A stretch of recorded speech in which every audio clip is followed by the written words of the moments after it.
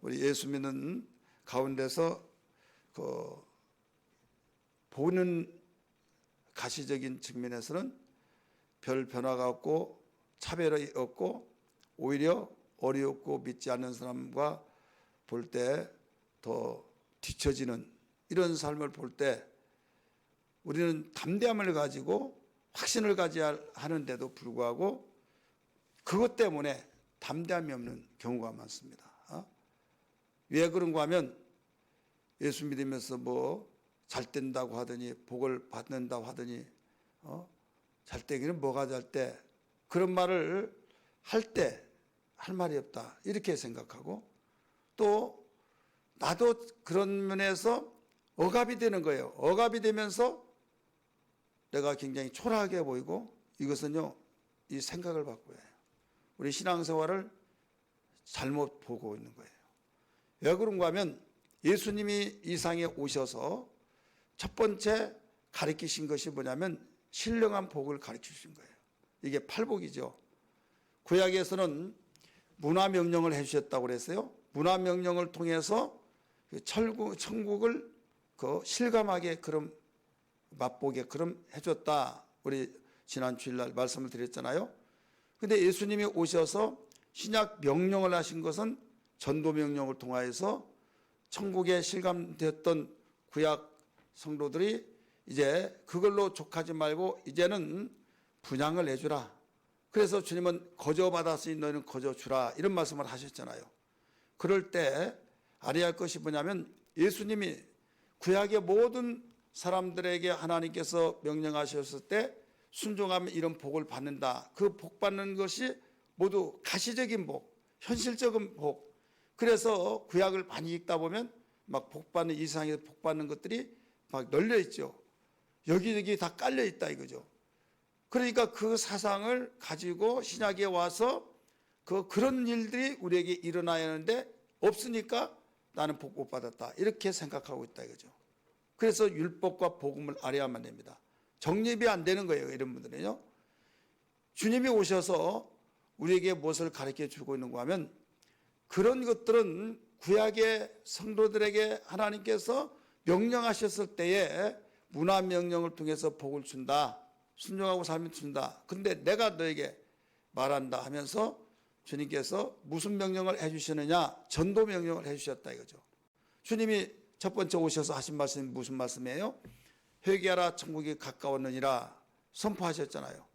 그러면서 그렇게 전도명령을 선포하시고 가르쳤던 모든 데이 전도인데 천국을 향해서 가르쳐 주시면서 나중에 천국을 분양하라 하면서 너희는 모든 족속으로 가서 아버지와 아들과 성령의 이름으로 침례를 베풀고 이런 말씀을 하셨잖아요. 그러면서 내가 분반 모든 걸 가르쳐 지키게 하라.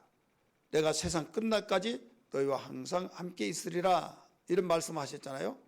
그래서 주님이 하신 말씀은 이 땅에서 어떤 가시적인 복에 대해서 강조하지 않았어요. 가시적인 복을 그래 필요 없다는 거 아니라 그것은 너희가 움직이면 그림자가 따라오듯이 그의 나라와 그의 의를 먼저 구하면 너희가 그렇게 소원했던 것은 그냥 따라온다 이거예요. 구약의 축복들은 따라오니까 그거 염려하지 말라. 그러면 기도를 가르쳐 주기를 말씀하시길 너희는 이방인들과 같이 무엇을 먹을까 입을까 마실까 염려하지 말라. 그걸 위해서 구하지 말라. 그의 나라와 그의 의를 먼저 구하라. 그래야만 이 모든 걸 너희에게 더하시리라 말씀하셨죠. 이해되시기 바랍니다. 이게 정립이 돼야 해요. 정립이 안 되면요 내 백성이 지식이 없도록 망하는도다 하신 것처럼 하나님에 대한 원망, 나는 왜 이렇게 살까, 나는 이럴까 저럴까 이러고 있다 이거죠. 근데 예수님은 병을 고치시고 당신을 따라다니는 사람들에게 다 모아놓고 가르칠 때 마태복음 5장에서부터 7장까지 가르쳐 주셨잖아요. 이때 첫 번째 가르친 내용이 복에 대해서 가르쳐 줬어요. 구약에서 복, 가시적인 복, 범사의 복을 거기에 대해서 언급하지 않고 이것은 어디까지나 그림자에 불과한 거지 이게 근본적인 거 아니시다. 근본적인 것은 너희 신령한 복을 받아야 한다. 하나님과 관계 속에서 너희들이 하나님을 모시고 살고 하나님과 함께하면 왕자가 되었는데 그 돈 몇 푼 가지고 막 그것 때문에 쩔쩔매고 거기에 바라보고 살 이유가 없잖아요.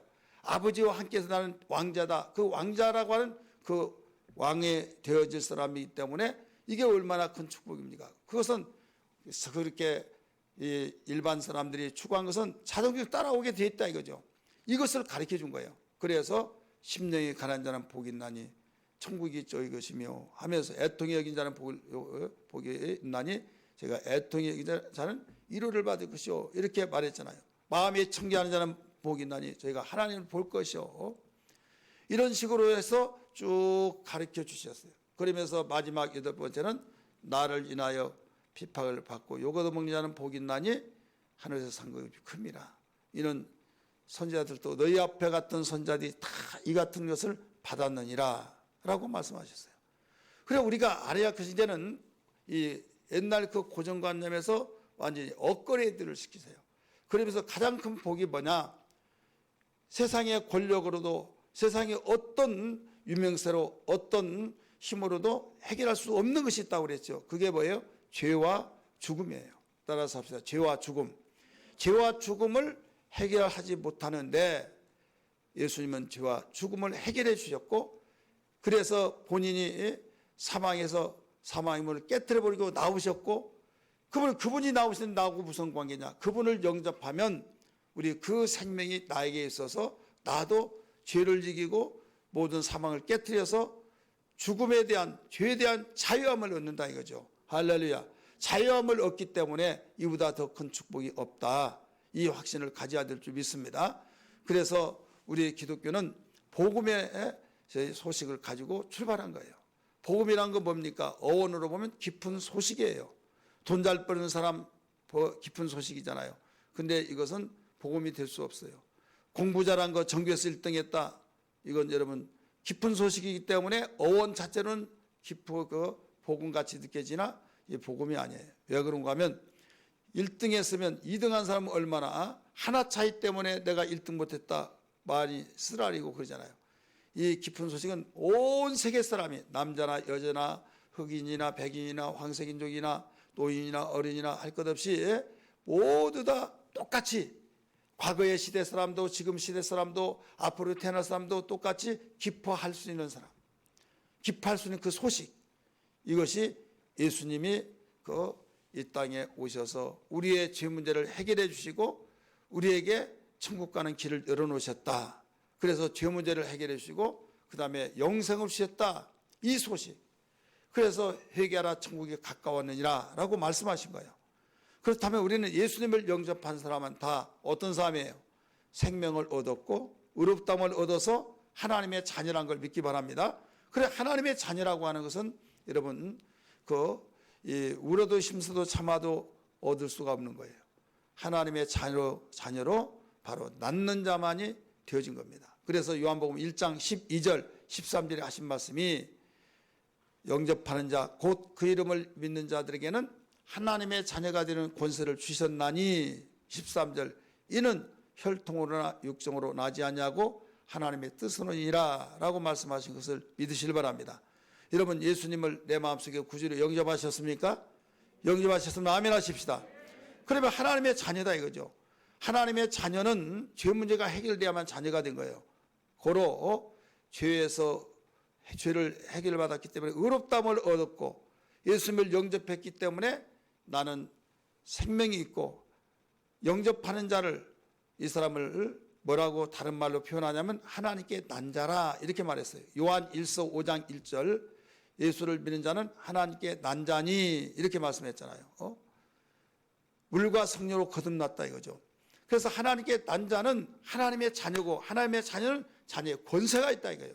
혈통으로나 우리 육체로 태어나는 것이 혈통으로 육정으로 나는 거죠. 그렇게 나는 것이 아니다.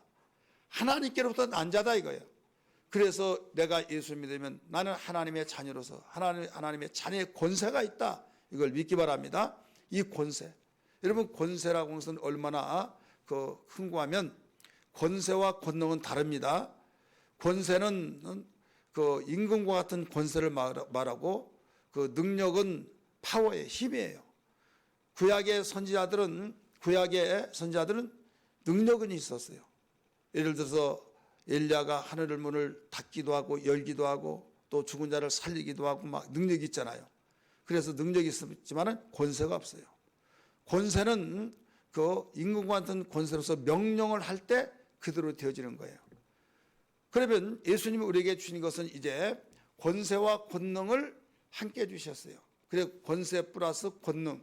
그리고 이것을 뭐라고 하냐면 그 권능이라, 권세 플러스 능력을 그 니꼬로 권능이라고 그래요.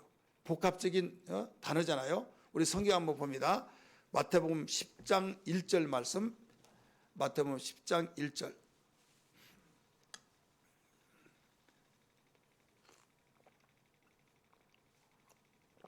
먼저 다시 한번 읽습니다. 시작.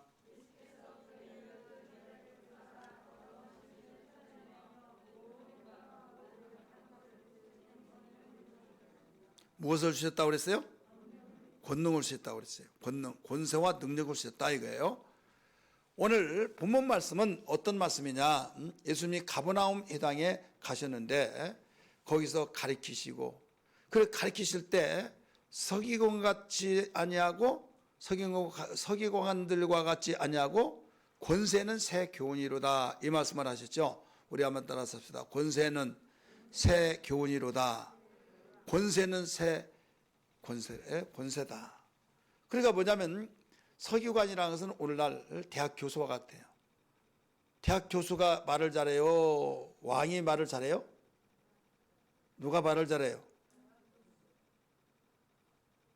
대학 교수도 안 돼봐서 부르고 왕도 안 돼봐서 몰라서 그러나요? 대학 교수도 말 잘하잖아요. 대학 교수가 더 말 잘해요. 서기관들 말 잘합니다. 근데 예수님은 가르치는데 서기관과 같은 그들과 같지 아니하고 권세는 새 교훈이다. 이 임금과 같다 이거죠. 근데 무슨 말 한마디 한마디 할 때 힘이 있더라 이거죠. 한번 따라서 합시다. 힘이 있더라. 그 말 한마디 한마디가 굉장히 위험 있고 힘이 있더라 이거예요. 그러고 있는데 느닷없이 하면서 막 소리를 지르면서 나는 당신이 누군 줄 압니다. 막 하나님이 지극히 높으신 아들이십니다 하면서 발악을 하면서 예 나를 괴롭히러 오셨습니까? 막 이러는 거예요. 잠잠하라 하면서 귀신을 내쫓아버린 거죠. 이 말씀을 우리가 함께 읽었어요. 자, 오늘 우리는 이 말씀 속에서 권세는 새 교훈, 오늘 제목이라고 했잖아요. 다른 말로 우리가 좀 비춰서 본다면 여기에 이 내용은 교회를 치료하신 예수님 이 말씀이에요. 뭘로 치료했느냐? 권세로, 그 권능으로 치료하셨다. 권능으로. 곧 하나님의 권세를 가지고 이 왕의 권세를 가지고 치료하셨다. 여기 지금 가버나움 회당에 모였잖아요. 그래서 그 중에 한 사람이 발악하고 그랬을 때 여기서 해결을 해 주셨다. 그러면 여기에 이 해결해 주셨을 때 그 귀신 들린 자를 해결해 주셨어요. 여러분 구약의 선지자들이 병을 고쳤어요, 안 고쳤어요? 고쳤죠. 병도 고치고 죽은 자도 살리기도 하고 대단한 이적과 표적을 행했어요. 그런데 구약의 성도들은 능력을 행했어요. 능력. 그런데 이 귀신이란 말은 성경에 시편에 한번 나오는데 이건 제사에 관한 것에 나왔지 그 영적 존재에서 귀신을 드러내지 못했어요. 왜 드러내지 못했느냐? 빛은 예수 그리스도인데 예수의 빛이 오지 않았기 때문에 드러내지 않았어요. 그때도 귀신이 있었어요. 그런데 드러내지 못했어요. 깜깜할 때 분별을 못하잖아요. 그런데 예수님이 오셔서 바로 능력도 행하셨고 그 다음에 귀신을 쫓아냈다. 귀신을. 그래서 예수님이 오셔서 귀신을 쫓아내어서 예수님이 하신 말씀이 당신의 제자들에게 권능을 주셨어요. 권능. 그래서 예수님의 권세와 능력을 주셔서 병도 고치시고 귀신도 내쫓고 이런 일을 하셨다 이거죠. 이건 당신 자신만, 예수님 당신 자신만이 행하셨던 것을 당신의 제자들에게 행하라고 가르쳐 주셨어요. 그래서 둘째 짝을 보내서 그 현장으로 보내서 그 전도하면서 이 권능을 사용하라고 했잖아요. 10장 1절 읽었잖아요. 병을 너희도 고치기도 하고 또 귀신을 떼는 권능을 주시니라 하셨잖아요. 이렇게 주셔서 누가복음의 말씀 보니까 거기에서는 어떤 사건이 나타나요? 막 예수님께 이제 보내고 도착해서 이제 전도 보고 하는 거예요. 그래서 너무나도 막 기뻐가지고 선생님 하면서 그 이 말 하나에 힘 있는 거예요. 굉장한 역사가 있습니다. 막 너무 좋아가지고 싱글벙글하면서 제 말이 나오기도 막 전에 나도 다 안다. 하늘에서 번개 떨어지듯이 그 별이 떨어지듯이 귀신이 항복을 내가 안다 그랬어요. 그러면서 하는 말이 우리들에게 귀신을 항복하고 울고불고 떠납디다 막 했더니 안다고 하면서 이런 말을 해요. 거기서 찬물을 끼얹는 것 같은 그런 주님이 말씀을 정리를 해주기를 귀신이 물고 불고 떠난 것을 보고 기뻐하지 말고 너희 이름이 하늘의 생명책에 기록된 것을 보고 기뻐하고 즐거라 말씀하셨어요. 기억나면 아멘 하세요. 그러니까 그들은 귀신이 떠난 것을 보고 너무 기뻐서 막 싱글벙글 하면서 복원했는데 그것보다 더 중요한 것은 너희 이름이 생명책에 기록된 것을 보고 기뻐하라 이거예요. 왜? 하나님의 자녀들에게 권세를 주셔서 그렇게 되어졌기 때문에 뭐가 우선이냐 이거죠. 자녀가 아니면 너희들 귀신 못 쫓아낸다. 그러니까 자녀된 것을 기뻐하라. 그러면 너희들이 순서가 뒤바뀌지 않는 것이다 이겁니다.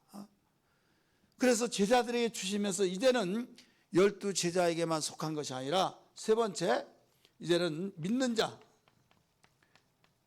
12 제자뿐만 아니라 이제 모든 믿는 자에게는 주님이 내가 너에게 표적을 행할 수 있도록 내가 명령한다 하면서 마가복음 16장 17절에 가르쳐줘요.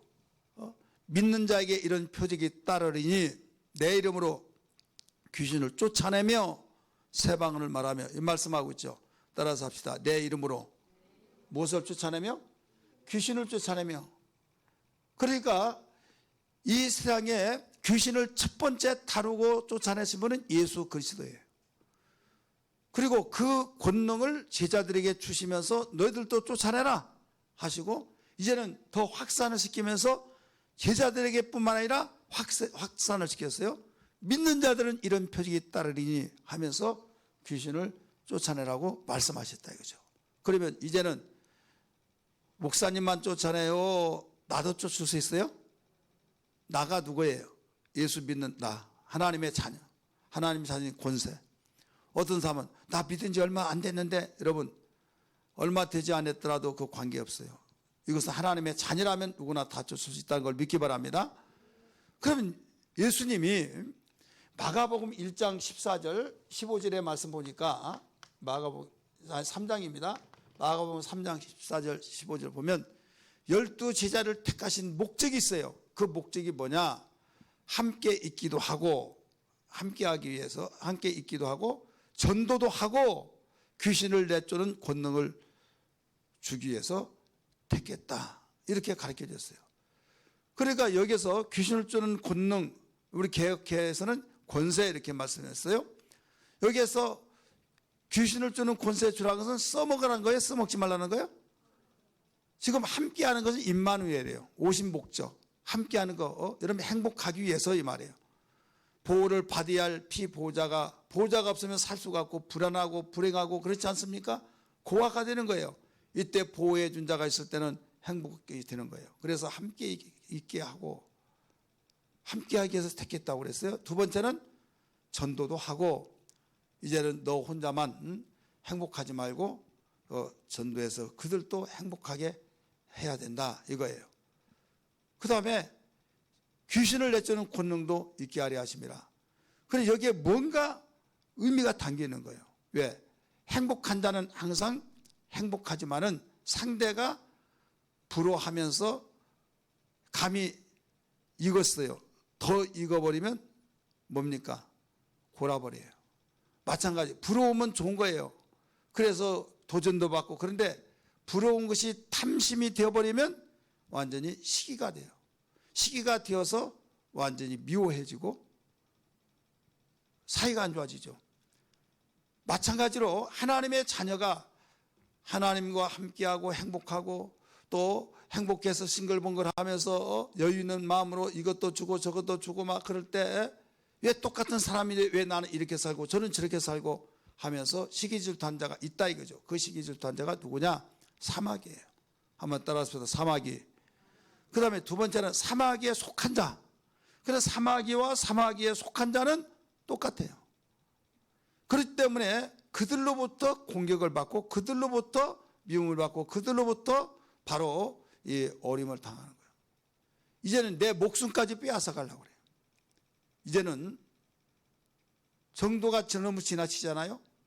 덫을 놓아서 넘어지게 하는 것도 큰 죄인데 이제는 죽이려고 죽이면 내 것 될 줄 알고, 여러분 내가 저 사람 죽이고 내 것을 뺏으면 내 것이 될 줄 알고 그렇게 해서 여러분 나중에 다 드러나면 쇠고랑 차고 갈 때 가고 그러지 않습니까? 이것은 어리석은 생각이요. 순간에 그 생각이 맞는 것 같아서 저지르지만은 내 것이 될 수 없듯이 여러분 악한 마귀의 종자들은 다 그와 같고 마귀는 그렇습니다. 사마귀는 그래요. 그렇기 때문에 이런 자가 있다. 그러니 그런 자가 있기 때문에 넌 당하고만 있지 말아라. 당하고만 있지 말고 너희들은 여기에 방비해서 내가 무기를 줄게. 그 무기가 뭐냐면 예수의 이름을 주면서 내 이름으로 귀신을 쫓아내라 이거예요. 할렐루야. 이해되시길 바랍니다. 그럼 귀신이 도대체 어떤 존재이기 때문에 여기서 마귀라고도 하지 않고 사탄이라고도 하지 않고 귀신을 내쫓으라고 말했냐? 우리나라 정서 속에는요, 귀신이란 말을 하면 더 굉장히 오래 남으면서 이 의도를 알지 못한 사람은 기분 나쁘게 여기는 사람이 있어요. 어떤 사람이 설교를 하는데 마귀라는 단어를 55번을 언급했어요. 1시간 설교하면서 마귀 사탄을 55번을 언급을 해서 다 녹음해가지고 체크해봤더니 55번 언급했어요. 근데 귀신은 3번이 언급이 됐어요. 그럼 뭐 어떤 것이 많이 언급된 거예요? 마귀 사탄이죠. 그러면 마귀 사탄에 대해서는 그냥 잊어져. 근데 귀신이란 단어는 팍 들어와가지고 기분 나쁘더라 이거죠. 맨날 귀신 이야기만 한다고 하고. 여러분 이상하지 않아요? 55번을 이야기했던 사탄 마귀는 그냥 흘러가고 기억도 안 나는데 귀신이란 단어는 3번밖에 말하지 않는데 완전히 거기에서 뒤집어지면서 기분 나쁘고 막 굉장히 뛰쳐나가고 싶고 뭐 무당이길래 교회에서 신성한 교회에서 귀신 이야기하냐 이렇게 들려지더라 이거죠. 왜 그런 줄 아십니까? 전곡을 찔러서 그래요. 이 가운데 여기 간첩이 있습니다. 우리 그랬잖아요. 간첩 교육 받을 때 신발을 산에서 내려오는데 신발에 진흙이 묻은 사람 신고하세요. 담배값 물어본 사람 신고하시고 사투리 쓴 사람 신고하시고 막 그런 저희들이 저기 할 때 그 당시 20만 원 포상금 준다고 그랬는데 20만 원 어마어마하게 큰 돈이었어요. 지금은 20만 원 애들 용돈이잖아요. 근데 그렇게 받았을 때 판상회까지 이제 이것이 교육이 들어갑니다. 판상회 때 신고하라고. 근데 그 신고를 할 때 이 신고를 이렇게 하라고 간첩 이야기를 이야기합니다. 그러면 한 가지 물어볼게요. 간첩은 그런데 사투를 어떻게 써요? 막 물어보고 그럽니다. 신고해야겠네. 돈 벌어서 언제 지금 5천만 원 준다고 한다면 아니면 몇 억 준다고 한다면 그냥 간첩 신고나 해서 돈 벌어야겠네 막 하면서 자꾸 물어보고 그러는데 어떤 사람은요. 자기가 거기에 관련됐다고 한다면 자기가 거기에 관련됐다면 뭐라고 그러겠어요? 일어납시다 갑시다. 그럼 기분이 팍 상한다 이죠. 자기가 관련이 없어서 기분 상하지 않아요. 근데 관련 있는 사람은 기분이 팍 상한 거예요. 근데 만약에 아무개씨 간첩 아니야? 그러면 막 그때는 더 이렇게 올라오죠. 똑같은 거예요. 그래서 그것을 통해서 우리는 기분 나쁘게 생각한 것이 아니라 내가 내 자체에서 빛이 들어가니까 여기서 팍 일어나는 거예요. 이때 그걸 인정하고 예수는 명하나니 더러운 귀신아 너 떠나라 하고 꾸짖고 명령하고 박멸하여서 우리는 하나님이신 행복을 유지하고 흘려보내야 될 줄 믿습니다. 그러면 귀신은 그 모든 사역이 있잖아요.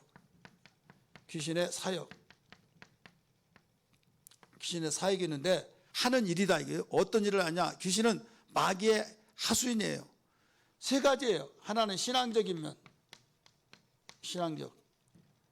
신앙적인 면이 있고, 하나는 인격적인 면이에요. 인격. 하나는 육체적인 면.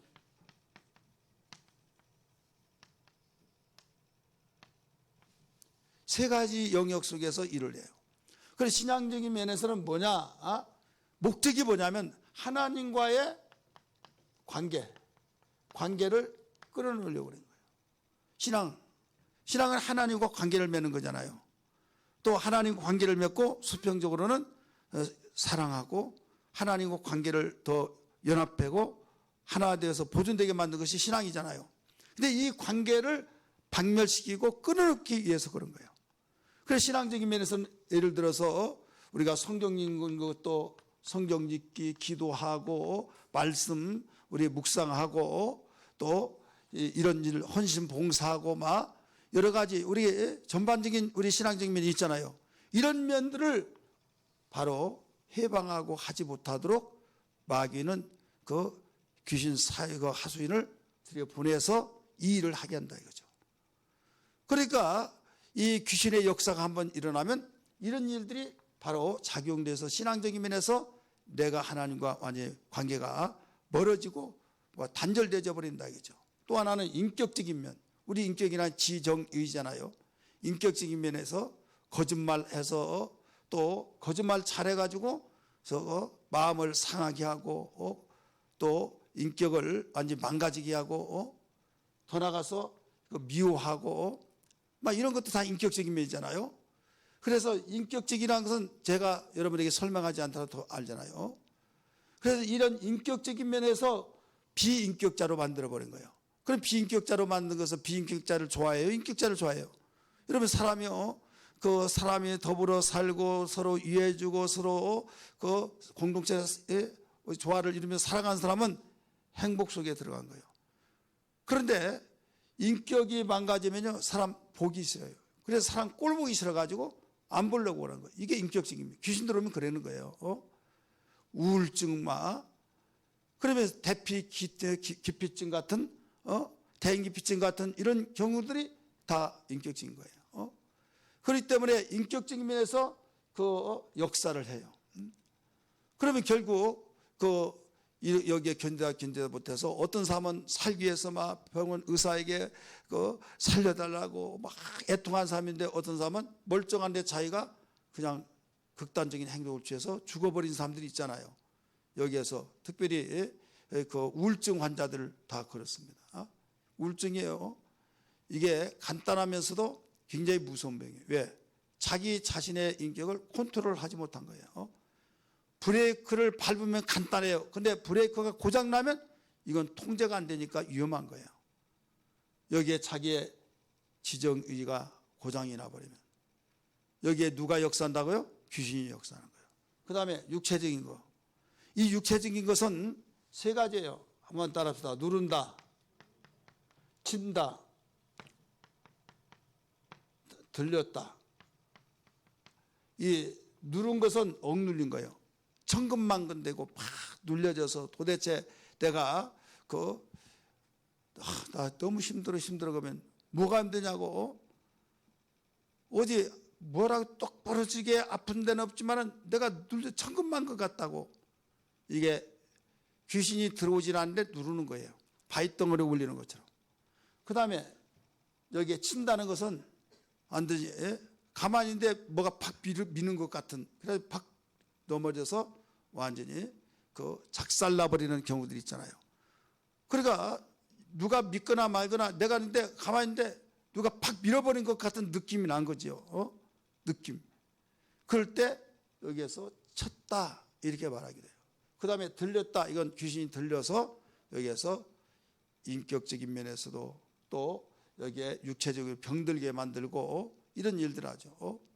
그래서 이런 전방위적으로 신앙적인 면, 인격적인 면, 또 육체적인 면에서 바로 들어와서 하는데 목적은 요한복음 10장 10절 상반절에 있는 내용이에요. 도적이 오는 것은 도둑질하고 죽이고 멸망시키는 것뿐이요. 그렇기 때문에 귀신이 들어와요? 안 들어와요? 안 들어야죠. 들으면 어떻게 해요? 쫓아야요.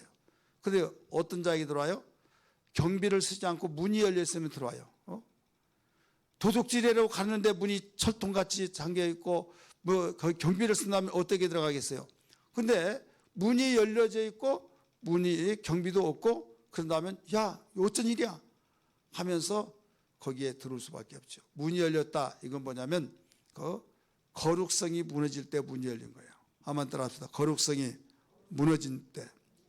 거룩성이 무너진다는 것은 그 진리의 삶이 바로 무너진, 이게 진리로 거룩하게 하옵소서 그랬잖아요. 말씀과 기도로 거룩하시니라. 골로새 4장 2절 같이.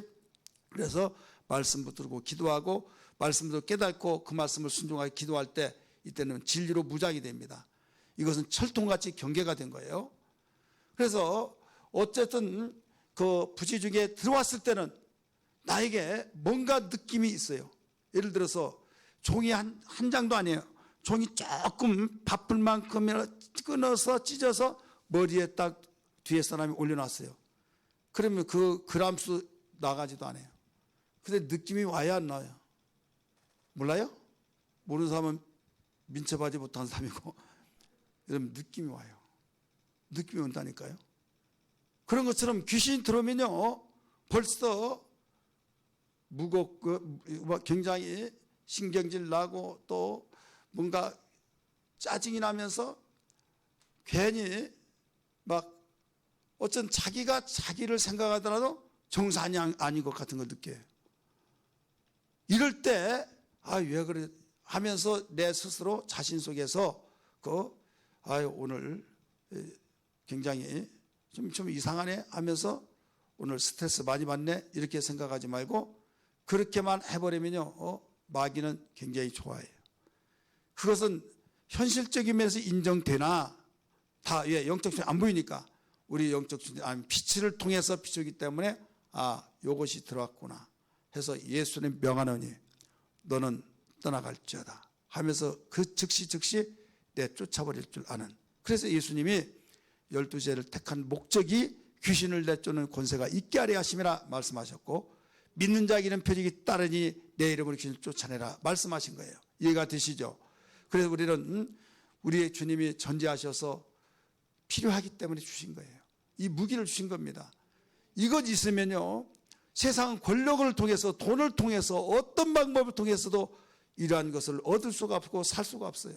하지만 하나님의 당신의 자녀들에게 모두 우리에게 주시는 귀한 선물이라는 걸 기억하면서 예수님의 복음을 가르치고 있을 때 방에 놓으면서 막 소리를 지르면서 낮아빠지면서 거기에 수라장을 만들어 놔버렸잖아요. 이때 예수님께서 그 귀신을 쫓으셔서 해결해 놓으신 그 장면은 예수님이 쫓으신 거 야 신기하다 그거 구경시켜 주니라고 말한 것이 아니라 너희들에게도 삶의 현장 속에서 나에게 평안하고 질서가 있고 그 안정권이 되어지고 그런 가운데 어느 날 순간에 수라장이 되어버리는 환경이 되어질 때가 있어요 없어요? 있죠. 예고가 없이 찾아오는 거예요. 수라장이 되어버리는 전쟁통이 되어버리는 개인의 가정적으로 개인적으로 우리 공동체적으로 그럴 때가 있다 이거죠.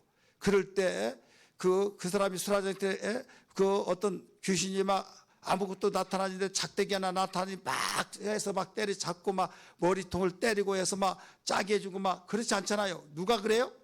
누가? 보일 때는 그 사람이 그래요. 어떤 사람들이 그러는데 그 사람을 미워하면 여러분 여기에서 안 되는 거예요. 인간이 때 미워지지만은 정신을 바짝 차리고 죄를 진 자는 마귀에 속하나니 마귀는 전부터 범죄하며 하면서 영적으로 딱 돌아가서 이때 무슨 생각을 하느냐 이걸 생각해요. 아 오늘 그 주님이 오늘 말씀을 생각하면서 그 원수가 그랬구나. 우리 한번 따라합시다. 원수가 그랬구나. 단 누구를 통해서 홍길동을 통해서 원수가 그랬구나. 그러면 누구를 미워해야만 됩니까? 홍길동을 미워해요? 원수를 미워해요? 그렇죠. 그러니까 그 사람 미워하지 마라 이거죠. 원수를 미워하라. 이것이 그리스도의 가르치신 원리예요. 그러니까 원수를 사랑하라. 이것은요, 어떻게 원수를 사랑하냐 할 수 있어요.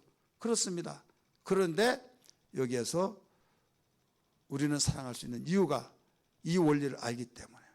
그렇다고 목사님이 설교했는데 원수를 사랑하라 했어 하면서 그것은 그 사람이 말할 말 아니고 내 자신이 말한 거고, 여러분 우리는 마귀의 도구가 되어지지 않고, 우리는 마귀의 도구가 되어지지 않게 해서 우리 스스로 우리 성숙한 자가 되어야 될 줄 믿습니다.